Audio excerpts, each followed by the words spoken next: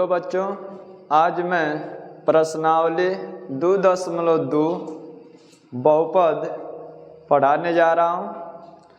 इसको देखिए और समझिए। प्रश्नावली 2.2 है। इसका पहला प्रश्न है, निम्न द्विघात बहुपदों के शून्यक ज्ञात कीजिए और शून्यकों तथा गुणांकों के बीच संबंध की सत्यता की जांच कीजिए। इसमें पहला प्रश्न है, x square minus 2x minus 8। तो पहले हम शून्यक ज्ञात करने के लिए इसको शून्य के बराबर लिखते हैं। तो लिखेंगे शून्यक ज्ञात करने के लिए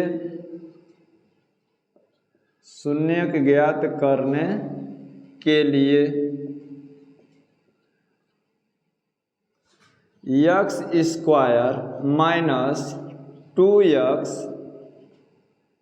माइनस 8 इक्वल 0। जो बहुपद दिया है उसको हम शून्य के बराबर ले लेंगे। अब इसका गुणनखंड करेंगे। तो देखिए, इस अचर पद से, अचर पद उसको कहते हैं जिसमें अक्षर न लगा हो।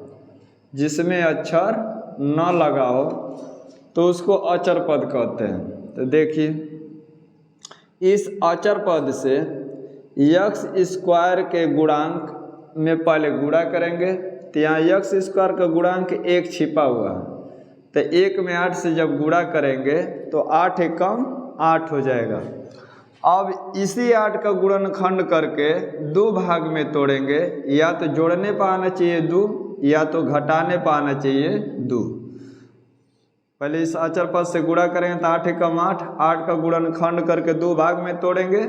या तो जोड़ने पर आना चाहिए 2 या तो घटाने पर आना चाहिए 2। 2 से काटिए, 2 चौका 8, फिर 2 से काटेंगे 2 दूनी के 4, फिर 2 से काटेंगे 2 एकम 2। जब 1 हो जाएगा तो गुणनखंड इसी पर रोक देंगे। अब इसी को 2 भाग में तोड़ना है।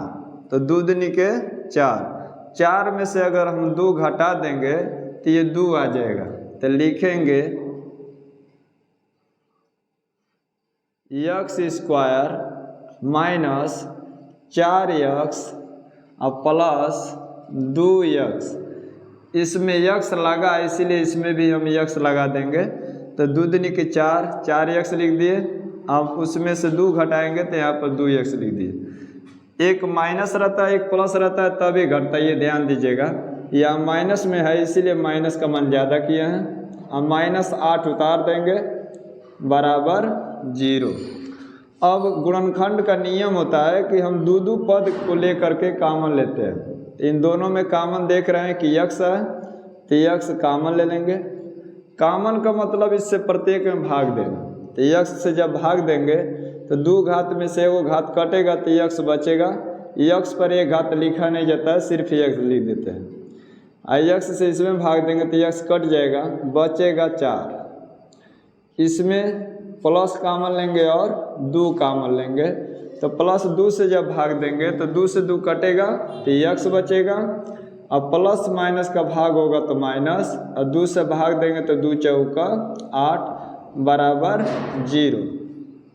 अब x माइनस 4 दोनों में गुणनखंड का नियम होता है कि जो पहला कोष्टक में आए वही सेम टू सेम दूसरों में आना चाहिए। तो हम देख रहे हैं कि दोनों में एक सेम टू सेम आया है, इसका मतलब गुणनखंड सही है।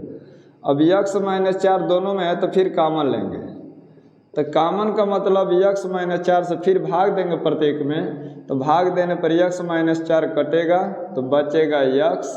इसमें भाग देंगे तो x माइनस 4 कटेगा तो बचेगा प्लस 2 बराबर 0। अब बारी बारी से 0 के बराबर ले लेंगे। तो लिखेंगे जब x माइनस 4 बराबर 0।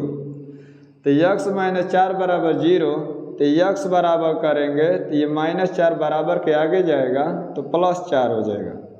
फिर अब x प्लस 2 बराबर 0 लिखेंगे। तो लिखेंगे जब x धन 2 बराबर 0 तो यक्स बराबर करेंगे तो यहाँ +2 है तो बराबर के आगे जाएगा तो -2 हो जाएगा। तो यही दोनों शून्य हो जाएंगे तो लिख देंगे अतः यक्स स्क्वायर -2x -8 के शून्यक -2 और -4 हैं, -2 और 4 हैं। ये आपका आंसर हो गया। एक इसमें फिर क्या कह रहा है कि शून्य ज्ञात कीजिए और शून्यकों तथा गुणांकों के बीच संबंध की सत्यता की जांच कीजिए। तो आंसर तो शून्यक वाला हो गया। अब इसी में थोड़ा आगे कह रहा है कि सत्यता की जांच कीजिए। तो यहाँ लिख देंगे सत्यता की जांच। सत्यता की जांच में लिखेंगे, अब ज़्यादा हिंदी नहीं लिख रहे हैं कि शून्यकों तथा गुणांकों के बीच संबंध की सत्यता की जांच कीजिए, बस हम लिख दे रहे हैं कि सत्यता की जांच कीजिए। सत्यता की जांच में लिखेंगे शून्यकों का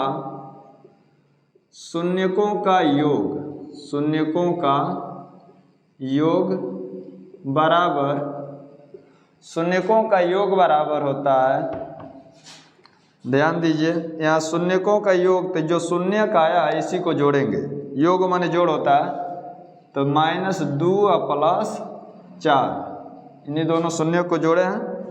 तो देखिए 4 में से 2 घटेगा तो हो जाएगा +2।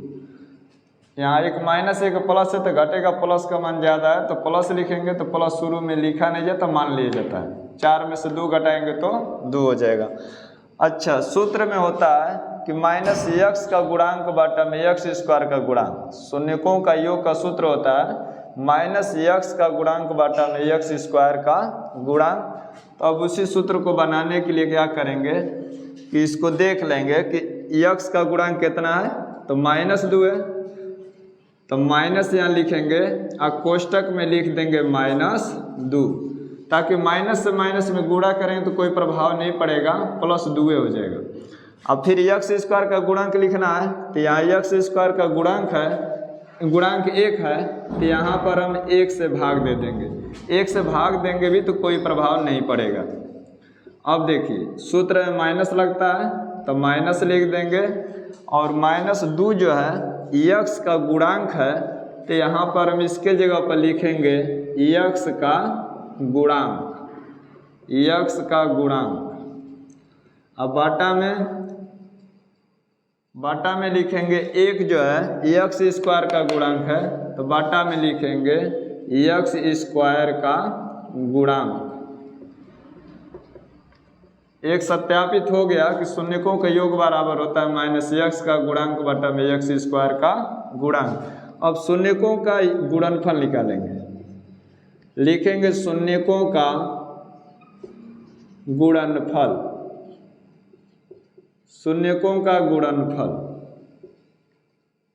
अब देखिए शून्यकों का गुणनफल होता है -2 गुणित 4। शून्यकों का गुणनफल को अल्फा इंटू बीटा कहते हैं और शून्यकों का योग को अल्फा प्लस बीटा। तब यहाँ पर हम शून्य के निकाले हैं -2 और 4, तो गुणनफल का मतलब गुणा करते हैं, -2 गुणित 4 कर देंगे। दोनों शून्य के यहाँ पर है, उसी शून्य को गुणा कर रहे हैं, तो माइनस प्लस का गुणा होगा तो माइनस, और 2 चौका 8। अब देखिए शून्यकों का गुणनफल का सूत्र होता है अचर पद बटा में x स्क्वायर का गुणांक। तो अचर पद बनाएंगे तो देखिए यहाँ पर -8 जो है अचर पद है, अब बटा में x स्क्वायर का गुणांक बनाया जाता है, तो यहाँ x स्क्वायर का गुणांक 1 है, तो इसमें हम क्या करेंगे कि -8 बटा में 1 कर देंगे, ताकि हम सूत्र लिख सकें। -8 को लिखेंगे अचर पद, अब बाटा में 1 को लिखेंगे x स्क्वायर का गुणांक। ये सूत्र होता है कि शून्यकों का गुणनफल होता है अचर पद बाटा में x स्क्वायर का गुणांक। तो ये आपका आंसर का सत्यापन भी हो गया। तो ये पहला प्रश्न क्लियर हो गया। ध्यान दीजिएगा, पहला प्रश्न हम हल कर दिए हैं। इसमें तो थोड़ा सूत्र हम लिखना भूल गए, तो उस सूत्र को हम यहाँ पर लिख दे रहे हैं। सूत्र को याद कर लीजिएगा। सूत्र है यदि द्विघात बहुपद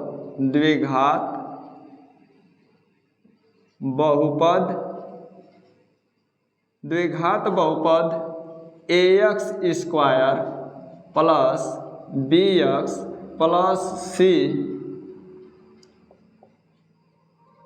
के दो शून्य को किसी किताब में मूल भी कहते हैं, तो हम कोष्टक में मूल भी लिख दे रहा हूँ। कहीं कहीं मूल कहा जाता है, कोई लेखक मूल कह देता है, कोई लेखक शून्य कहता है। तो शून्य कोई मूल कहते हैं, तो इसलिए हम कोष्टक में मूल भी लिख दे रहा हूँ। दो शून्यक अल्फा और बीटा हो तब पहला सूत्र हो जाएगा शून्यकों का योग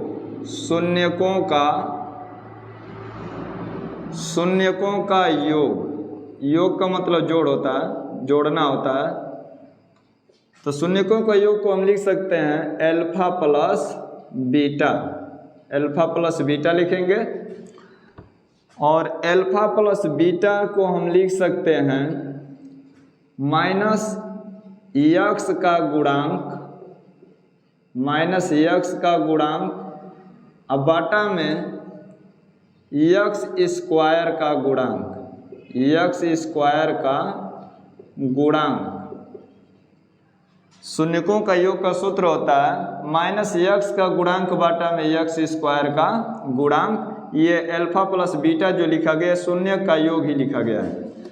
और देखिए यहाँ पर माइनस सूत्र में लगा है, यक्स का गुणांक इसमें कितना है? गुणांक उसको कहते हैं जिससे गुणा हुआ रहता है। यक्स में बी से गुणा हुआ है, तो यक्स का गुणांक बी हो जाएगा। अब बाटा में यक्स स्क्वायर का गुणांक, तो यहाँ यक्स स्क्वायर का गुणांक ए है क्योंकि ए से गुणा हुआ है, तो माइनस बी बाटा में ए हो जाएगा। दूसरा सूत्र है शून्यकों का गुणनफल।